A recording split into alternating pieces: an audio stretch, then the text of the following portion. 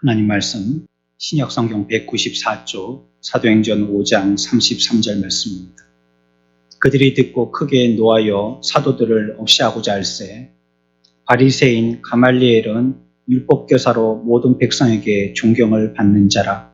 공회 중에 일어나 명하여 사도들을 잠깐 밖에 나가게 하고 말하되 이스라엘 사람들아 너희가 이 사람들에게 대하여 어떻게 하려는지 조심하라.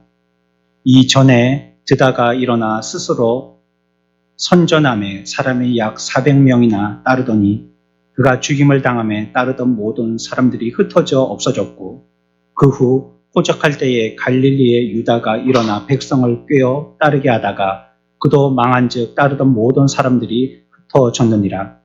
이제 내가 너희에게 말하노니 이 사람들을 상관하지 말고 버려두라.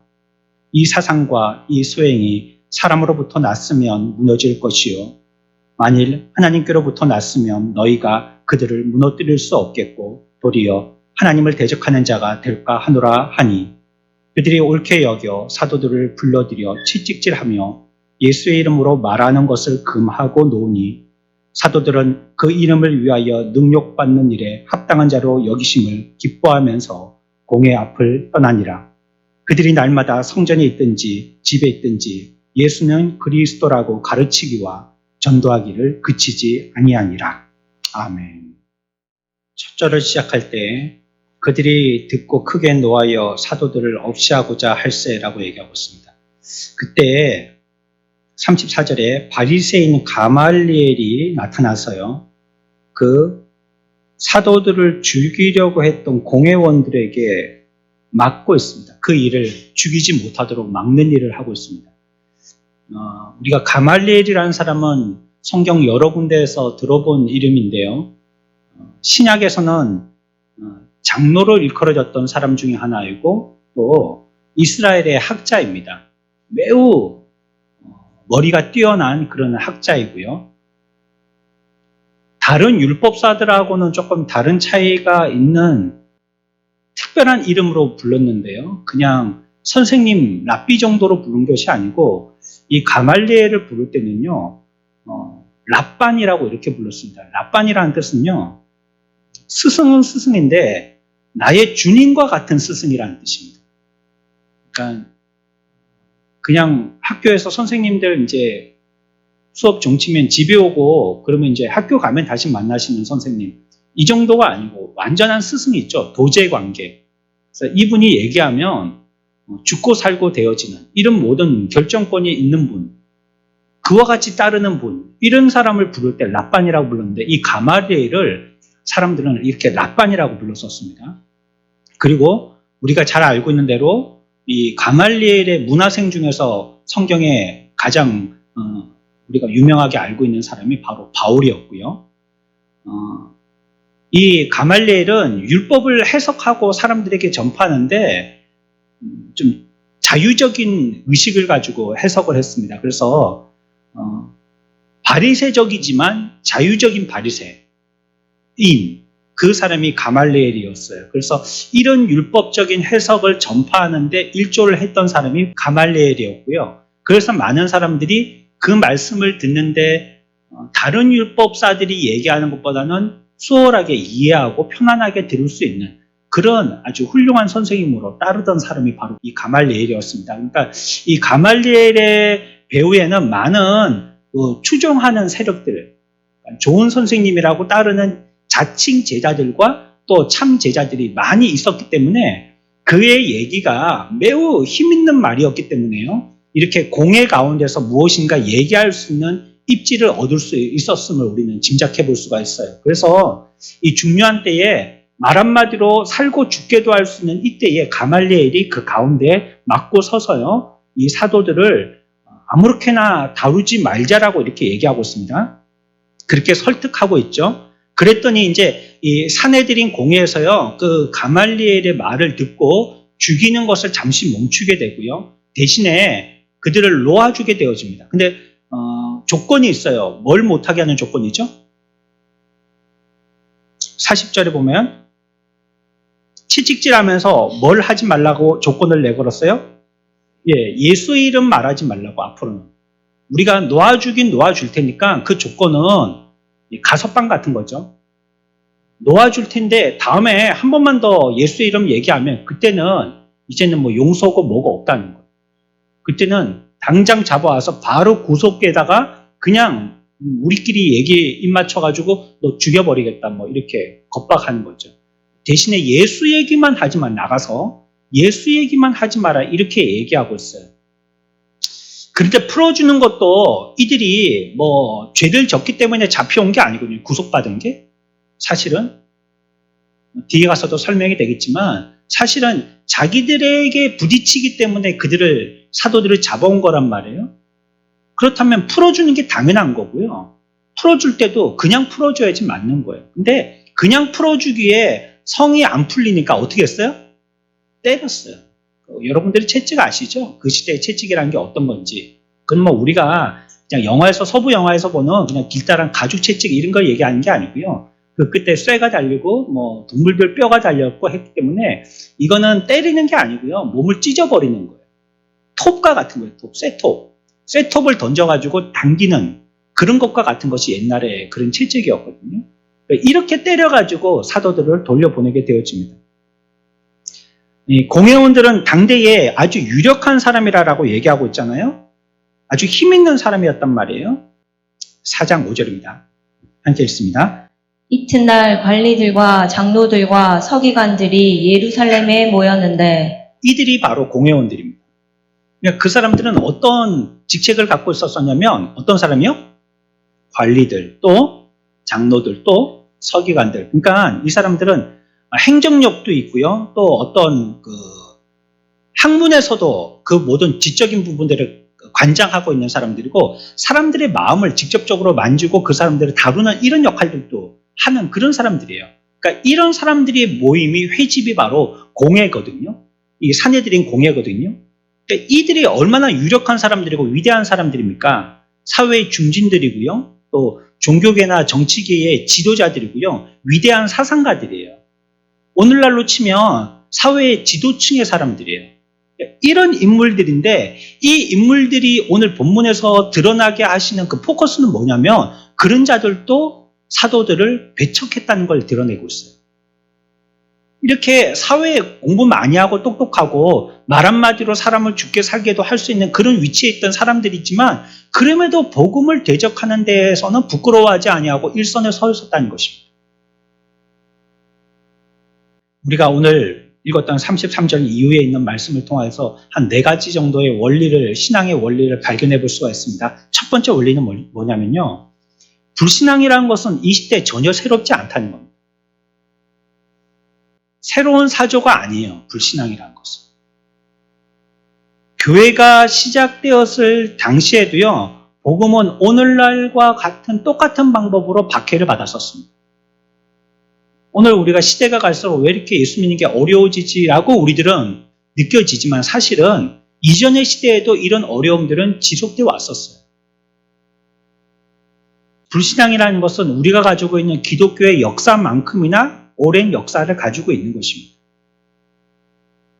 오늘날에 우리가 앞에서 계속 살펴봤지만 현대인들의 불신앙의 이유를 그들이 얘기해 보려고 한다면요. 지식 때문이라고 얘기합니다. 그 말은 오늘날은 우리가 너무 많은 아주 수준 높은 지식들을 알고 있기 때문에 2000년 전에 그런 고리타분한 지식은 우리에게 해당이 안 된다라고 얘기하는 것이 그들의 설명이고 이유거든요.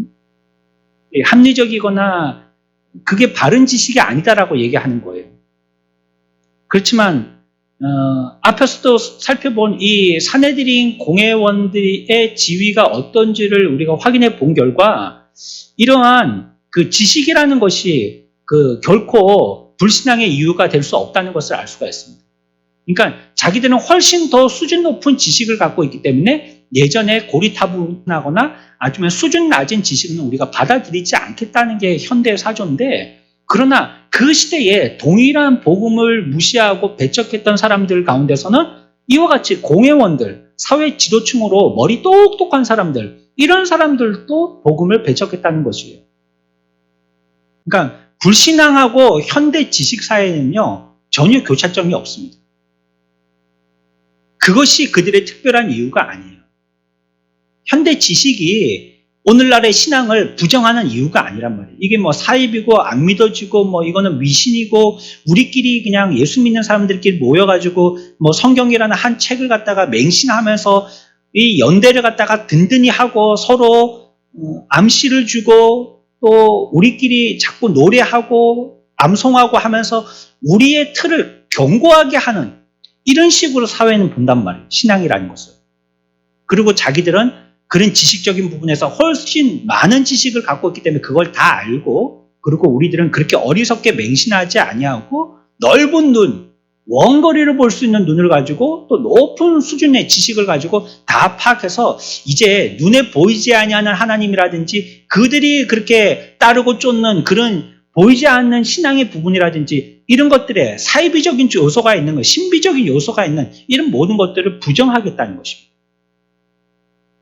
오늘날 GPT라든지 유전자를 편집하는 기술이 있습니다.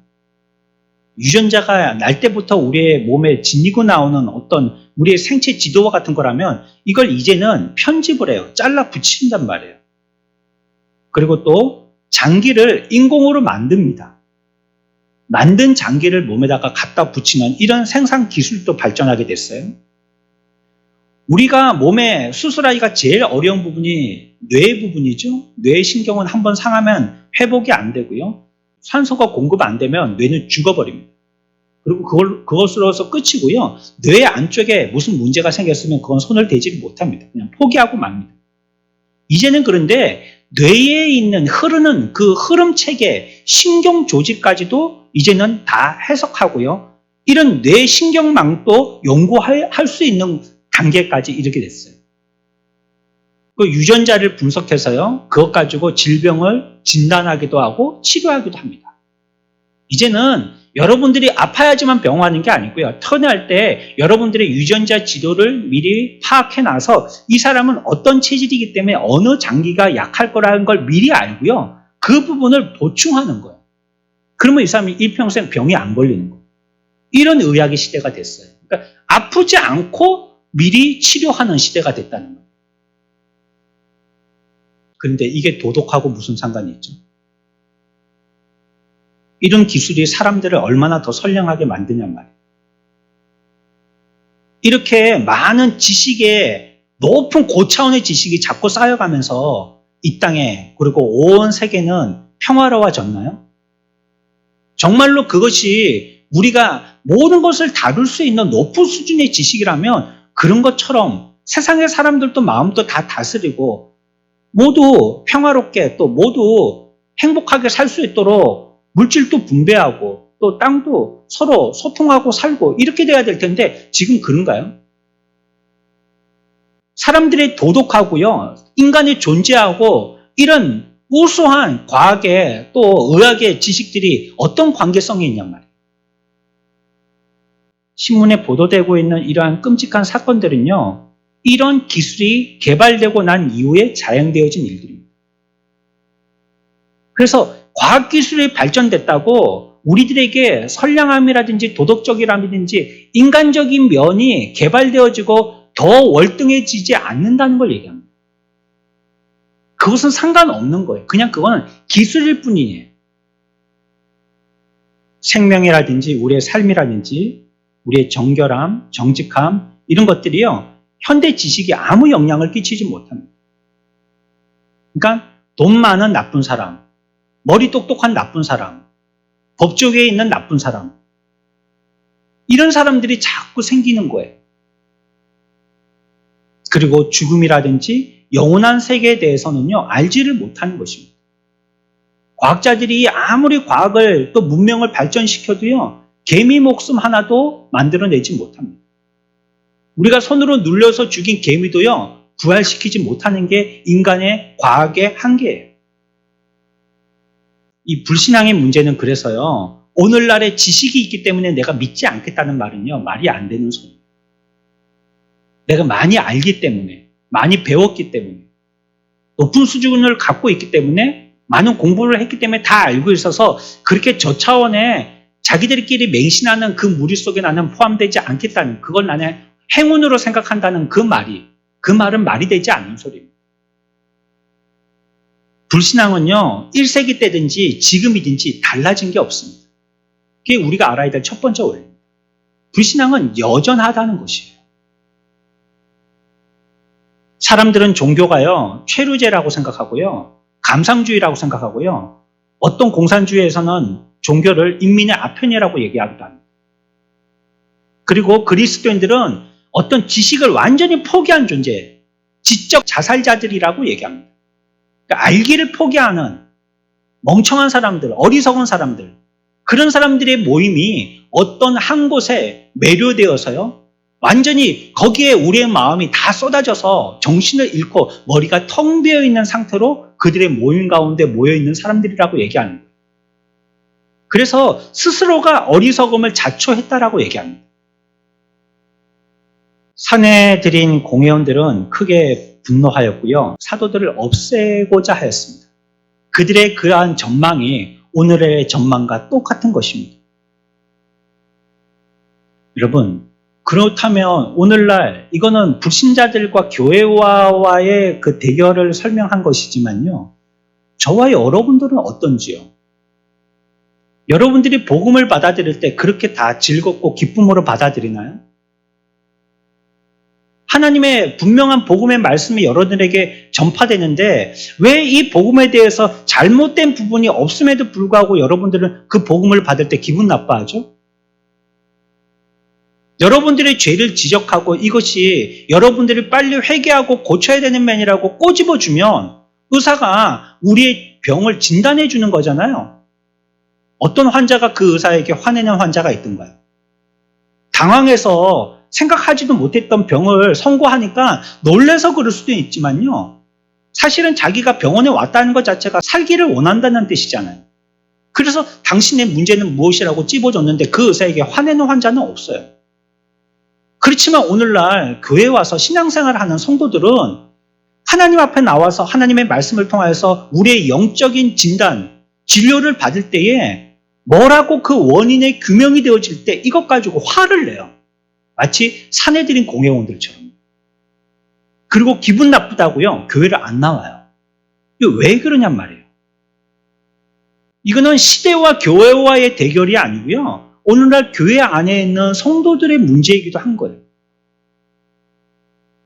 당신 죄인이라고 얘기하면 그 말이 맞는 말이어서 하나님 앞에 두 손 들고 회개해야죠. 죄를 뿌리고 옷을 찢고 머리를 풀고. 그게 당연한 태도이죠. 그런데 그게 아니고요, 획 돌아서서 아니면 서서히 기분 상해하더니 나중에는 온데간데 없어지더라는 거예요. 예전이나 지금이나 동일한 겁니다. 우리 인간들의 부패성은 죄에 대한 태도가 동일하다는 거예요. 세상은 누구보다도 그리스도인들을 멸절시키려고 하고요, 그것을 똑똑한 짓이라고 여기고 있습니다. 하지만 이건 결코 이성적이지 않은 태도죠. 그들이 그렇게 자랑하는 것처럼 이성적이지 않은 거예요. 설명할 수 있는 합리적인 태도가 아닌 거예요. 사내들이니 그들의 비이성적인 태도를 꼬집었을 때 그들은 잠시 정신을 차리고 멈추었지만요, 가말리엘의 충고를 반만 수용한 것과 마찬가지입니다. 왜냐하면 풀어주려면 아무 짓도 하지 말고 풀어줬었어야 되는데 풀어주는 대신 조건도 내걸고 매질도 했기 때문이에요. 그러니까 이거는 자기가 원하는 마음으로 바르게 한 행위가 아니라는 뜻입니다. 억지로 사람들 눈치 보고 자기들에게 이렇게 하게 하는 어떤 합리성의 이유가 떨어지기 때문에 그래서 그냥 어쩔 수 없이 한 그런 행동들이었어요. 죽일 이유가 없는 만큼요, 때릴 이유도 없는데요, 그들은 그들을 보낼 때 곱게 보내지 않았다는 것입니다. 우리가 하나님 앞에서 죄를 짓고 회개해야 한다면 깨끗이 물러서십시오. 지저분하게 하면 안 돼요. 내가 못 먹으니까 남도 못 먹게 한다고 다 된 밥에 코 빠뜨리는 것처럼요. 내 잘못이 분명하다면 하나님 앞에 자기의 잘못을 드러놓고 하나님과의 나와의 관계에서 해결을 해야죠. 그 일들을 깨닫게 해주신 도구로 쓰신 어떤 사람과 관계돼가지고 그 사람이 너무 미워가지고요, 내가 회개하긴 하는데 너도 좀 해를 당해야 되는 식으로 이런 옹졸한 마음을 갖는 것은 그리스도인의 태도가 아닌 것입니다.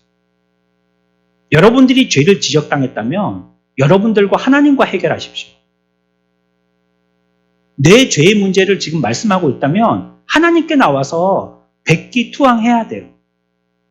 그거 뭐 한 대 더 때린다고, 그거 뭐 예수 그리스도 이름 말하지 말라고 한다고 이렇게 지저분한 태도를 취하면 안 됩니다. 첫 번째, 오늘 본문이 가르쳐주고 있는 원리 무엇입니까? 어떤 거라고요? 불신앙은 전혀 새로운 게 아니라. 불신앙의 태도는 예전부터 계속 되어 왔던 것이고요. 현대인들은 그걸 갖다가 지식이 이유 때문이라고 얘기하지만 그건 말이 안 되는 소리라는 것입니다.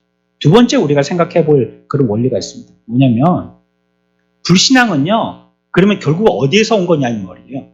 그들이 지식의 문제라고 얘기하지만 지식의 문제가 아니라고 우리가 설명을 했으니까요. 그러면 어디에서 온 거냐면요. 33절에서 그 대답을 하고 있어요. 그들이 듣고 어떻게 했어요? 크게 노하여라고 하고 있습니다. 불신앙은 언제나 감정과 마음의 문제입니다.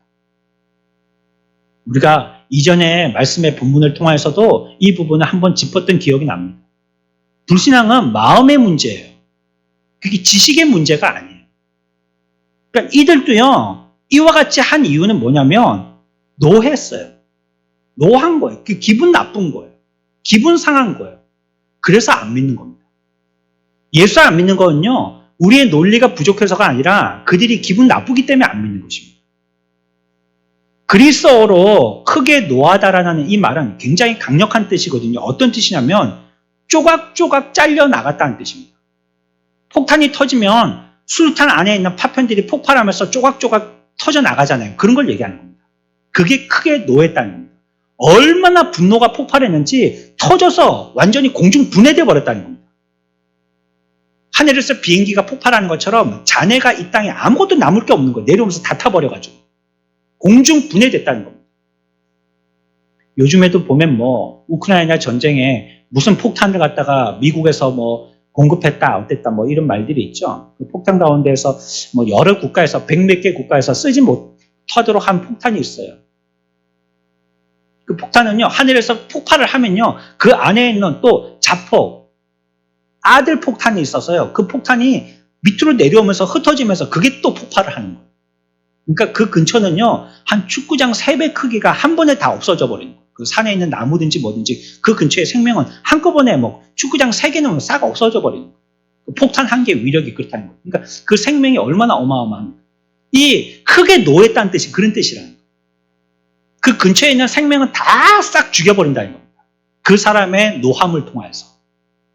이게 크게 노하다라는 뜻이에요. 그러니까 내 속에 분노가 자꾸 치밀어 솟아오르니까요, 이게 부대껴가지고 결국은 폭발 지경에 이르는 것이 크게 노하는 겁니다. 노함은요, 사람을 죽게 만드는 겁니다. 내가 노하게 되면 다른 사람을 죽이는 겁니다. 그래서 우리는 노할 때 매우 조심해야 돼요.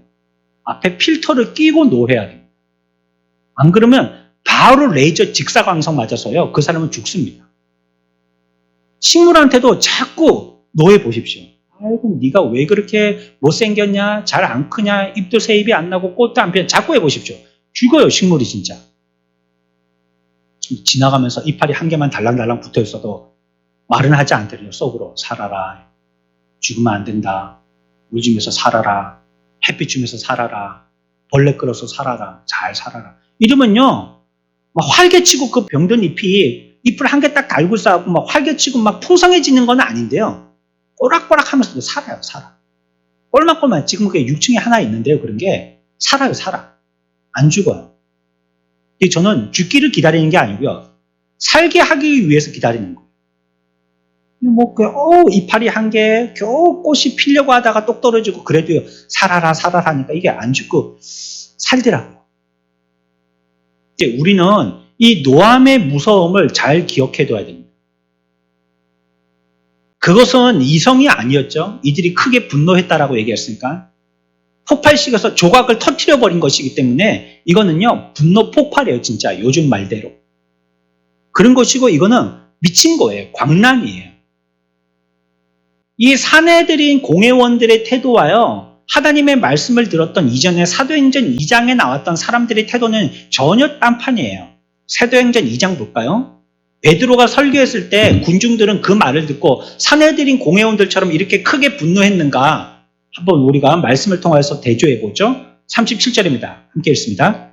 그들이 이 말을 듣고 마음에 찔려 베드로와 다른 사도들에게 물어 이르되 형제들아 우리가 어찌할꼬 하거늘. 아멘. 여기에 중요한 단어가 앞에 나와 있던 33절에 우리가 5장 33절에 있는 말씀과 대조가 되어지는데 33절에서는 그들이 크게 노하였다라고 얘기했잖아요. 이게 갈기갈기 찢는다는 뜻이었죠. 근데 2장 37절에서는요. 뭐라고 표현되고 있어요? 마음이 찔려라고 했죠. 매우 대조적인 두 단어입니다. 하나는 마음이 찔린 거고요. 한쪽은 마음이 갈기갈기 찢긴 겁니다. 찔린 것과 찢긴 거는 전혀 다른 뜻입니다. 찔렸다는 건 좋은 현상이에요. 찔렸다는 건요, 마음의 동료가 되어서 깨닫게 되었다는 뜻이고요, 진리를 보게 되었다는 뜻이고요, 회개로 이끌어졌다는 뜻입니다. 그게 찔려라는 뜻입니다. 그러나 찢긴다는 것은요, 한쪽으로 우리의 생각이 몰려가서요, 격렬해져서 그 다음에 그 사람이 무감각해지고 그리고 아주 광란에 빠진 분노에 휩싸이게 됐다는 뜻입니다. 전혀 다르죠. 한쪽은 깨닫고 복받는 쪽으로 나가는 쪽이고 한쪽은 더 극악으로 치닫는 쪽이라는 것. 그게 찢기다는 것입니다. 보세요. 같은 말을 들었지만 똑같이 반응하는 게 아니잖아요. 그 백성들은 마음에 찔려 했어요. 이게 어쩜 하나님의 말씀을 제대로 뒤늦게라도 들었던 유대인들의 처음부터 바르게 배웠으면 바르게 깨닫고 또 바르게 지금까지 믿어왔기 때문에 허송세월한 게 너무 아깝긴 하지만 지금이라도 들었으니까 듣는 자로서의 바른 태도입니다. 저와 여러분들의 말씀을 들을 때 마음이 찢겨지는 게 아니고 찔리는 자 되기를 축원합니다. 하나님 말씀들이 자꾸 찔려야 돼요. 저건 내 말 한다 싶어야 돼요. 안 그렇다면 설교 들을 이유가 없는 거예요. 교회 갔더니 저 또 내 말 한다고. 아니 그러면 교회 와서 누구 말 들으려고 오신 거예요? 도대체. 하나님이 지금 내게 주시는 말을 들으려고 온 거지 그렇지 않다면 뭘로 여기 와서 들어요? 예? 그냥 뭐 극장에 가갖고 영화나 보고 남 얘기하는 거나 드라마나 보고 그러지 왜 여기 왔냔 말이에요. 왜 지금 내 말 하는 내 말 듣는 시간이에요. 내가 어떤 존재인지를 듣는 시간이에요. 그럴 때마다 우리는 어떻게 반응해야 돼요? 사내들인 공회처럼 저렇게 하면 안 돼요. 찢기면 안 된단 말이에요. 노하면 안 된단 말이에요. 어떻게 해야 돼요? 마음이 찔려야 돼요. 그리고 어떻게 해야 돼요? 회개하고 하나님 앞에 와야 되는 거예요. 똑같은 말이구나. 내 마음하고 하나님의 말씀하고 똑같은 거구나 이게. 딱 정확하게 진단해 주신 거구나. 엑스레이 찍은 것처럼 CT 찍은 것처럼 정확하구나. 그렇다면 내가 내 죄를 이제는 숨길 수 없겠구나 하고 하나님 앞에 나오는 게 당연한 거 아니겠어요? 사내들인 공회원은 그렇게 안 했다. 그러니까 불신앙의 문제는요. 사실의 관점을 둔 게 아니고요. 마음이나 감정의 관점을 둔 거예요. 이게 기분 나쁜 겁니다. 하나님 말씀 듣고 절대 기분 나빠하지 마십시오. 여러분들을 살리는 겁니다. 혹시 그것이 기분 나쁘게 들릴 수는 있지만요. 그렇지만 그게 사실이라면 그 말씀을 듣고 빨리 돌이켜야 돼요. 사람들이 이렇게 그 말들을 듣고 마음이 찢어지듯이 한 것은요. 양심이 찔렸기 때문입니다. 양심을 정통으로 맞았기 때문이에요. 사람들은요. 양심 찔리는 말을 들으면요. 화가 납니다. 그러니까 자기에게 직설적으로 올바른 말을 하면 기분 나빠요. 백발백중 그렇습니다. 그래서 얘기를 해서 얼굴 딱 보면요. 야, 정통으로 맞췄구나 알게 됩니다. 내가 텐을 맞췄구나 사격해서. 근데 얼굴이 아무렇지도 않아요. 아, 이거 비껴 맞았는데 8점쯤 되겠는데. 숨을 고르고 다시 한번 쏴볼까? 정확하게 쏴서 텐을 맞추잖아요. 그러면 얼굴색이 변합니다. 정확하게 맞춘 거. 사람들이 양심에 맞으면 그렇게 기분이 상하는 거예요. 분노하는 것입니다. 그래서요, 자기가 고칠 생각을 안 하고 우리의 악한 양심은요, 우리의 악한 마음의 태도는요, 양심이 그렇게 때린 사람을 비키고 싶어 해요. 참 올바르지 못한 태도죠. 내가 양심에 정통으로 맞춰져가지고 내 잘못이 지적됐으면 내 잘못을 해결하는 것이 원천적인 문제를 해결하는 것인데 이걸 하려고 하지 않고요. 사람들은 우리의 마음의 악감은요. 내게 그렇게 말한 사람을 치워버리려고 한단 말이에요. 그래서 목사가 바르게 얘기하면 목사와 악감정을 가지고 뒤로 돌아서는 사람들이 많이 생기는 거예요. 지난주에도 말씀드렸지만 목사는요. 하나님께 말하라고 명령받은 자예요. 저는 말하는 게 제 일이에요. 그 듣고 순종하는 건요, 지난주에 우리가 순종에 대해서 배웠죠? 행동하는 건 여러분들이 받은 명령이에요. 그 듣고 안 듣고는 여러분들의 명령했는데 그 명령에 순종할 건가 불순종할 건가는 여러분들의 태도에 달려있는 거예요. 그러나 저는 여러분들이 어떻게 행동할 건가를 짐작하고 말하지는 않아요. 그냥 말하라고 한 대로 말할 뿐이에요. 그러니 하나님이 시킨 거예요. 저보고 뭐라 하지 마세요. 하나님이 시켰단 말이에요. 하나님 말하라. 제가 옆으로 빠지겠다는 소리가 아니고요. 제가 뭐 책임을 다하지 않겠다는 소리는 아니지만 그러나 그런 마음의 태도는 올바르지 않다는 거예요. 양심의 정통으로 맞았으면 이게 잘 말하고 잘 들은 건 줄 알아야 됩니다. 우리는 메시지가 절대 옳다고 양심을 통해서 듣게 되지만요. 그러나 그 말씀을 갖다가 정확하게 듣고 싶어 하지는 않는 것입니다. 우리들은 왜 그러냐면 우리의 본성 자체가요. 어둡기 때문에 그렇거든요. 요한복음 3장 19절 말씀입니다. 우리의 본성을 고발하고 있습니다. 우리의 본성은 어떤 자들이냐 이렇게 말씀합니다. 읽읍시다. 그 정죄는 이것이니 곧 빛이 세상에 왔으되 사람들이 자기 행위가 악함으로 빛보다 어둠을 더 사랑한 것이니라. 그래서요. 양심과 싸우는 겁니다. 우리는 뭘 더 좋아한다고요? 어둠을 좋아해요. 근데 여기에 뭐가 왔다고요? 세상에? 빛이 왔다는 거예요. 자, 여러분들이 불을 딱 켭니다. 요즘 같은 때에. 그러면 방에 뭐가 싹 사라지는 거야? 네. 집을 좀 깨끗이 치우셔야 되겠네요. 이렇게 대답하신 분들은. 네. 불을 켰더니 방에 그냥 바퀴벌레 왜 그럴까요? 바퀴벌레들은 뭘 좋아해요? 어둠을 좋아하기 때문에. 빛을 싫어해요. 지렁이들은요. 방에 지렁이가 씩 기어다니고 그러면 안 되겠죠. 좀 심각한 건데. 그렇죠? 그래도 지렁이들은요. 땅속에 살잖아요. 빛에 대해서 반대 성질을 갖고 있어요. 지렁이.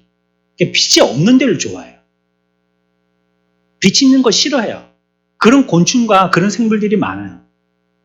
양이냐 음이냐 굴광이냐 굴지냐 이런 성질들이 곤충이나 식물들에게 다 있단 말이에요.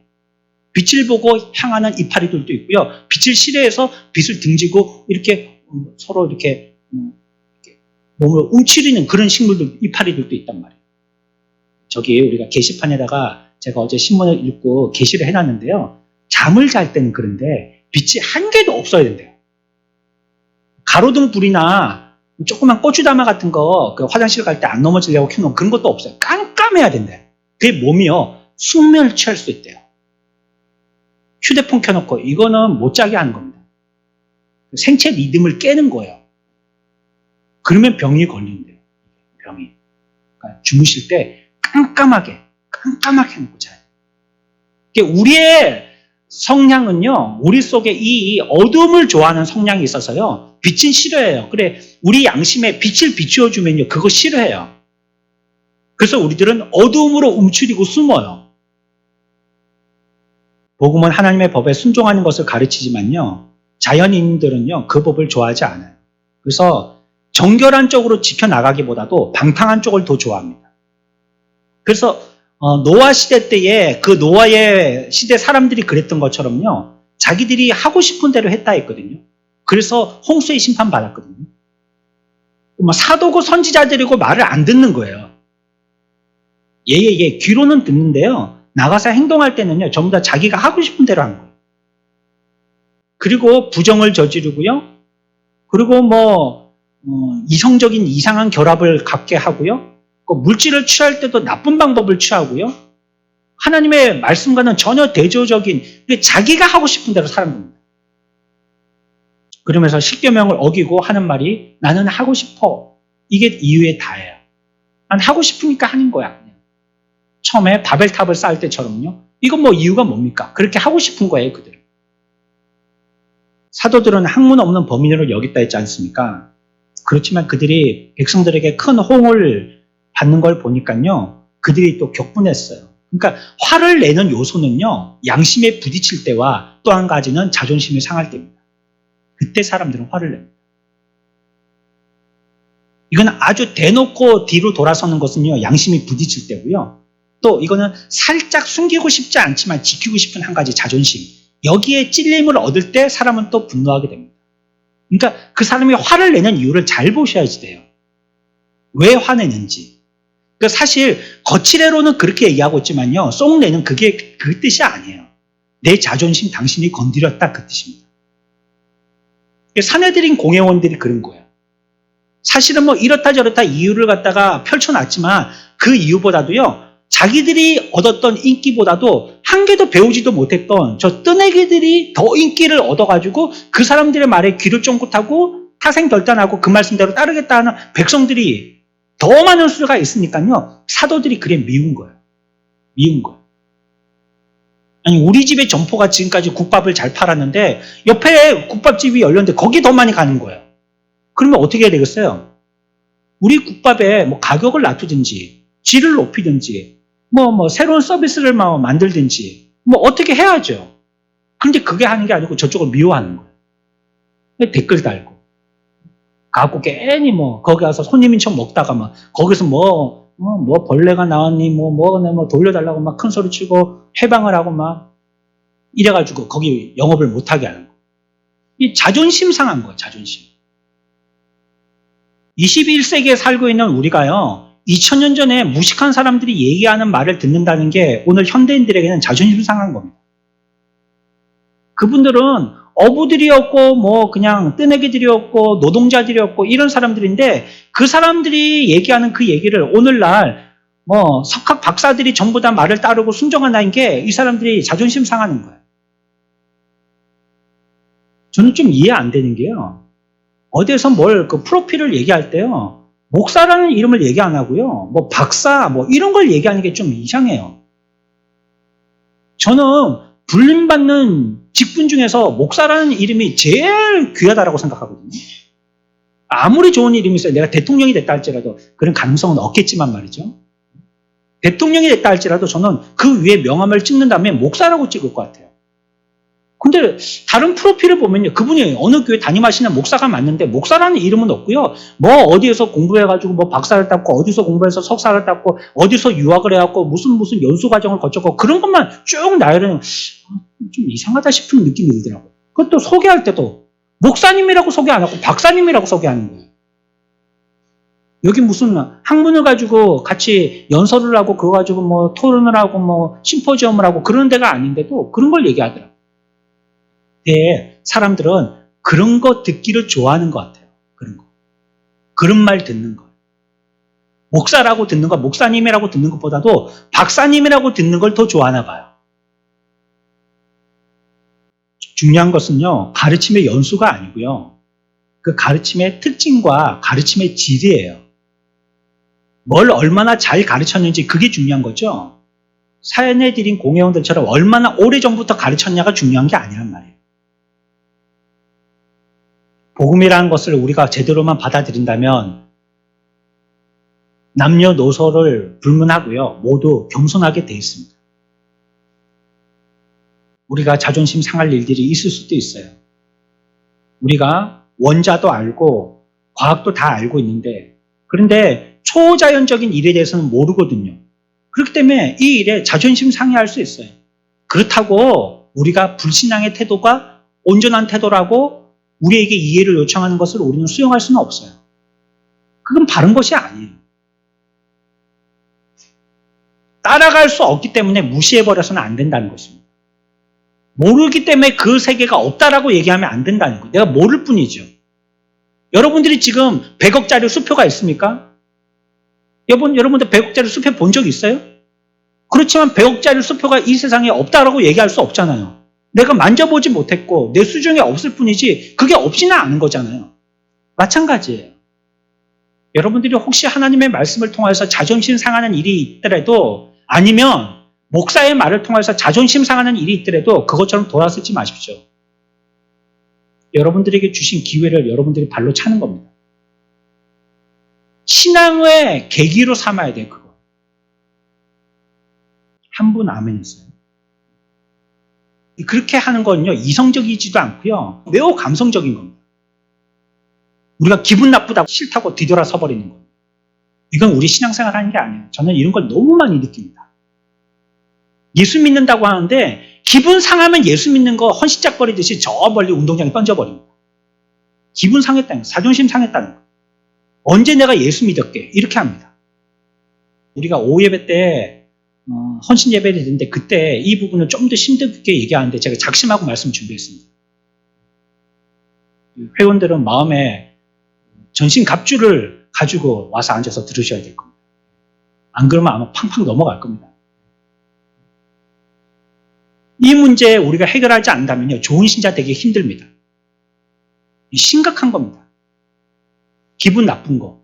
그러니 여기에 재미 붙어서요, 마귀는 계속 우리를 기분 상하게 하는 거죠. 요것만 걸렸다 하면 뭐 어떤 10년, 20년 장로도 소용없거든요. 다 자빠져거든요. 기분 나쁘게 해버리는 겁니다. 너무 길게 설명할 수 없고요. 세 번째는요, 오늘 우리가 들었던 이 말씀에서 찾을 수 있는 원리는요, 복음이라는 것은요, 항상 진리를 말해주는데 그 진리는 무엇에 대한 진리냐면 나에 대한 진리를 얘기해 준다는 거예요. 성경 말씀의 진리도 얘기하는데 궁극적으로는 내가 어떤 자인지 얘기해 준다는 것입니다. 그게 성경이에요.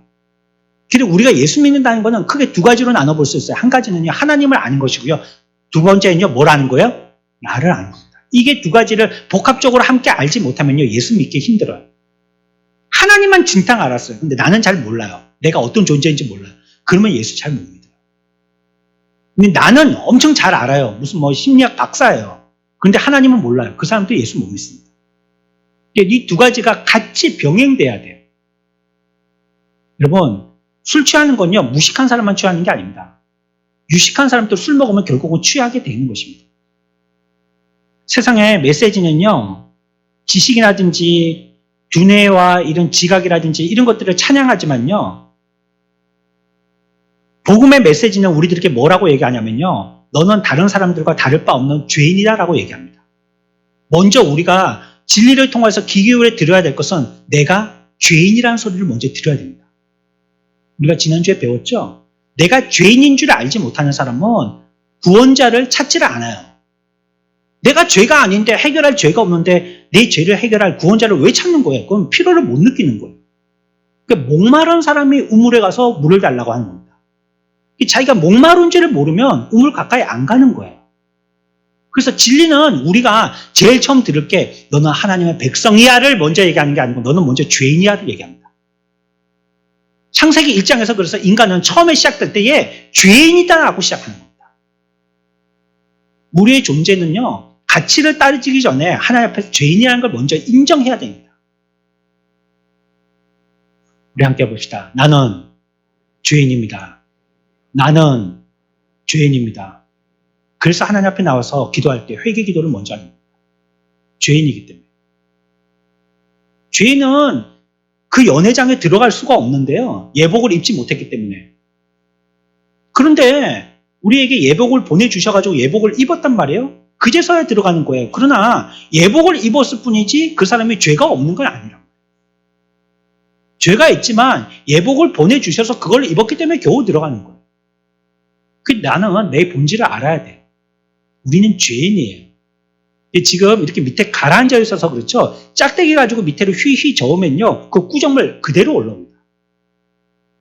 여러분들이 스스로를 보고 깜짝깜짝 놀랄 때가 있잖아요. 나한테 이런 모습이 있었나? 아주 진기하고 진실된 모습 말고요. 쪼잔하고 더러운 모습 말이죠. 여러분들만 아는 거. 아무도 모르는 거 있잖아요.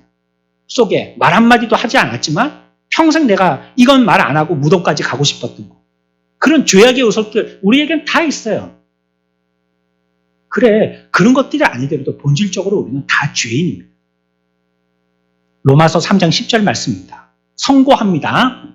성경은 이렇게 말씀하십니다. 같이 읽읍시다. 기록된 바 의인은 없나니 하나도 없으며. 아멘. 의인은 몇 명이 있어요? 이 세상에 한 명도 없다는 겁니다. 그럼 저는요, 마찬가지고요. 여러분들은요, 마찬가지입니다. 모두 뭐예요? 그러면 의인이 없으니까 뭐예요? 죄인이라는 뜻입니다. 이게 진리는 우리들에게 첫 번째로 얘기하는 게 우리는 모두 뭐라고요? 죄인이다라는 걸 얘기합니다. 나의 상태는 죄의 상태라는 걸 얘기하는 것입니다.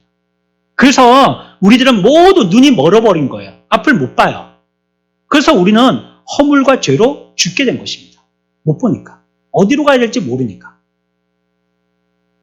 그리고 복음은 더 나아가서요. 우리는 이와 같이 죄에 대해서 죽은 자들이기 때문에요. 해방되기는 우리 스스로는 불가능하다라고 얘기하는 것입니다. 누가 구해주지 않으면 이 깊은 수렁에서 건진받을 수 있는 방법이 없다는 뜻입니다. 왜냐하면 모두 죄인이니까. 자기도 늪에 빠져있고 나도 늪에 빠져있는데 서로 땡겨봤자 더 깊이 빠지는 방법밖에 없어요. 이 늪 밖에 있는 사람이 로프를 던져줄 때 그걸 쥐고 끌려 나오는 거지, 둘 다 같이 늪에 빠져있는데 땡겨봤자요 위치만 바뀔 뿐이지 빠지는 건 마찬가지예요. 그래서 우리 스스로의 힘으로는요 해방이 어려워요. 안 되는 것입니다. 불가능한 것입니다.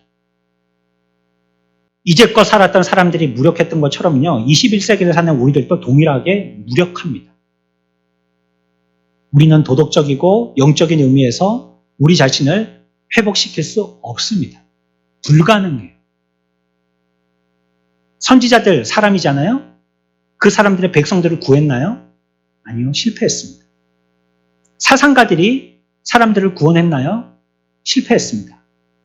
오늘날 대한민국에도 정치하는 사람들이 얼마나 많고 정치 좋아하는 사람들이 얼마나 많습니까? 정치하면 백성들을 구원시키나요? 절대 그렇게 못합니다. 우리들은요 어떤 훌륭한 스승을 만나더라도 우리는 구원받을 수 없습니다. 세상은 너무나도 부패했기 때문에요. 그래서 이 세상에 있는 부패성에 찌들어 있고 담겨져 있는 인생을 통해서는 구원할 수 없기 때문에 새로운 세계 하늘에서 우리를 구원할 수 있는 하나님의 아들을 보내신 겁니다. 여기는 없습니까? 우리가 아무리 득도해도 가부좌 털고 돌을 갖다가 깨달아도 우리는 마찬가지로 죄인이니까 의인은 없습니까? 요한복음 15장 18절 말씀입니다.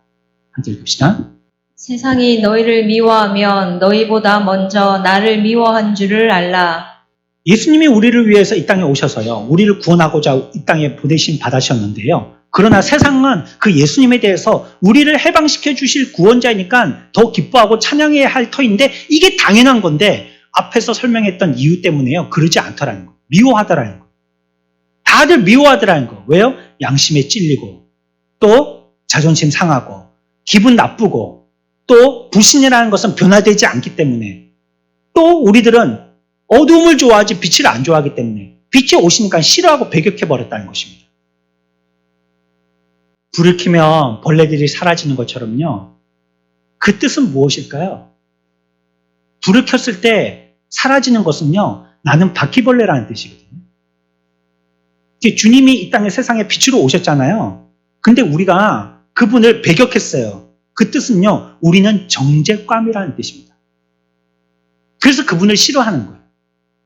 그분이 계시는 것 자체가 우리의 증세와 안팎을 환히 빛으로 다 들추어서 엑스레이 찍듯이 비춰주니까 내 죄가 드러나게 되니까 그래서 싫어하는 겁니다. 그래서 자꾸 배격하고 어찌든지 이 빛의 존재 자체를 갖다가 파묻어버리려고 없애버리려고 했던 것이에요. 십자가는 그래서 세상 사람들에게 끊임없이 거슬립니다. 고린도전서 1장 23절 말씀입니다. 같이 읽읍시다. 우리는 십자가에 못 박힌 그리스도를 전하니 유대인에게는 거리끼는 것이요 이방인에게는 미련한 것이로되. 유대인이든지 이방인이든 상관없다는 거예요. 유대인에게는 어떻게 해요? 거리껴요. 그 다음에 그러면 이방인들에게는요 찬양받아요? 어떻게 해요? 미련한 것으로 취급받는단 말이에요. 아마 예수님께서 이 땅에 오실 때 그냥 일반적인 스승으로 오셨다든지 도덕적인 본보기로 오셔가지고요 어느 종교에서 얘기하는 위대한 스승 정도로만 냈다면 세상 사람들이 예수님을 배격하거나 십자가에 못 박아 죽이지는 않았을 겁니다. 무덤에 분봉을 세우고요 그분을 길이길이 찬양했을 거예요. 위대한 선생님이 돌아가셨다고. 그러나 인간의 정체를 완전히 밝혀서 그들의 해방되어질 길을 새로운 사람이 되라라고 그 길을 보여주셨을 때요 그들이 자기의 정체가 완전하게 드러나게 되니까 알몸과 같이 되니까요 그게 두렵고 화가 나니까 그분을 없애버린 거예요. 그래서 우리들에게는요 이런 것이 필요해요. 구원은 수선이 아니에요. 여러분들은 예수 믿어서 고쳐지려고 생각한다면 큰 오산입니다. 요한복음 3장 7절은 이렇게 얘기합니다. 같이 읽읍시다.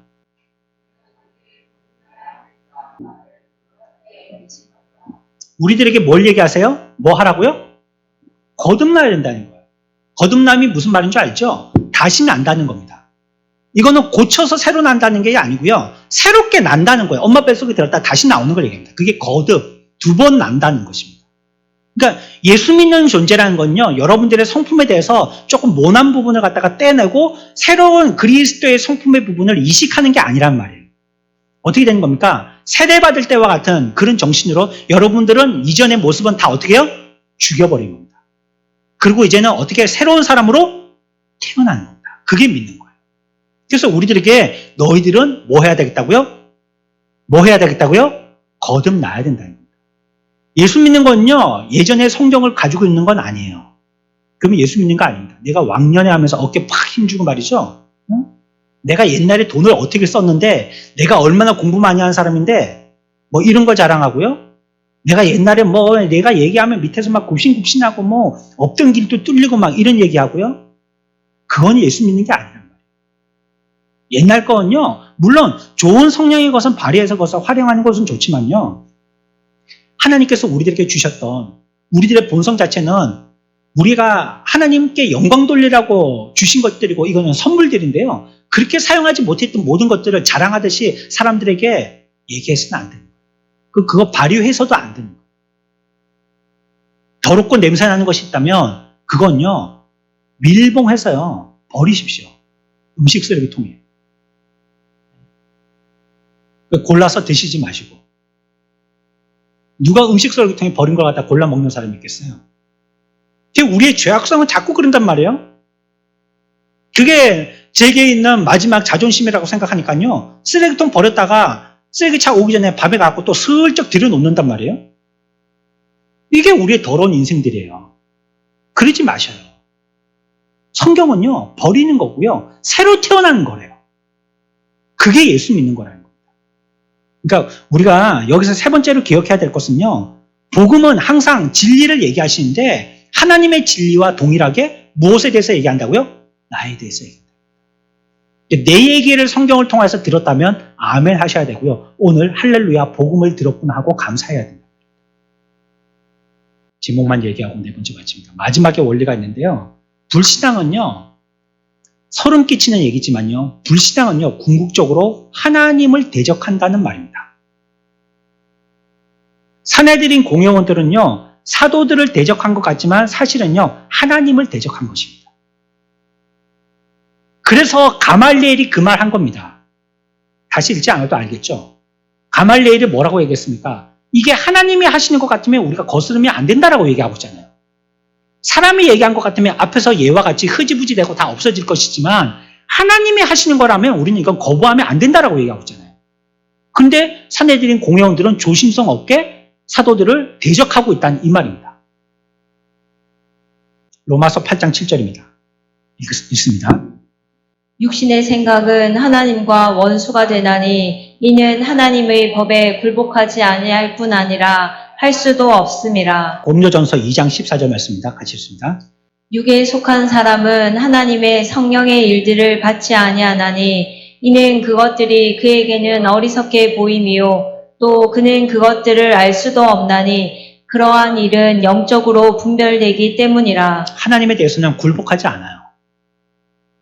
반역한다는 것입니다. 마귀처럼요. 하나님을 반역하는 게 불신앙이에요. 그리고요. 어떤 일을 받아들이지 않아요? 성령의 일을 받아들이지 않아요. 성령이 내 마음에 감동 주시고 얘기하시는 건요. 아니아니아와 삽비라처럼 쌩깐단 말이에요. 기둥으로 흘려버린단 말이에요. 그러나 마나 하고 내가 하고 싶은 대로 마이웨이로 간단 말이에요. 이게 불신앙입니다. 성경이 오늘 우리들에게 정확하게 여러분들의 상황을 얘기하고 그들의 죄를 갖다가 지적했다면 아멘하고 회개할 건 회개하고요. 잘된 건 하나님 앞에 감사하고 찬양해야 되는데 불신앙이라는 것은 무엇이냐면 하나님을 대적하기 때문에요. 거기에 대해서 반역하는 겁니다. 자기 변명하고 이유, 형편 설명하고 이게 전부 다 불신앙입니다. 그럴 수도 있지 뭐 사람이 살다 보면. 여러 가지 이유를 우리가 다 들어볼 수 있지만요. 그거는 정확한 마지막 결론은요. 이나 저나 마찬가지로 그건 불신앙이라는 겁니다. 인간은 하나님께 반역한 상태예요. 하나님이 미워서요, 아들을 거부한 것입니다. 세상은 하나님을 반역하고요, 하나님을 향한 적대감으로 가득하고 있습니다. 우리는 1세기에 일어나는 일들을 단순히 옛날 얘기로 회고하며 즐길 수 없습니다. 구원의 길은 지금 또 하나뿐이기 때문입니다. 그러므로 사내들인 공회원들에게서 얻는 교훈을 우리는 배워야 합니다. 불신앙의 진정한 본질을 보고 돌이켜야 합니다. 그리고 하나님의 자비하심과 긍휼하심을 구하십시오. 그러면 구원을 얻을 것입니다. 오늘 우리가 보았던 이 4가지 원리, 이 원리를 잘 기억해서 우리의 삶 가운데 이런 일이 있을 때 분명히 이것은 여러분들을 움직이게 하는 교과서가 되어야 됩니다. 지침서가 되어야 됩니다. 반역하지 마시고 회개하시고 주께로 돌아와서 하나님의 자녀로서 새롭게 거듭나게 되어지는 주님의 귀한 저와 여러분, 귀한 백성들 되시기를 축원합니다.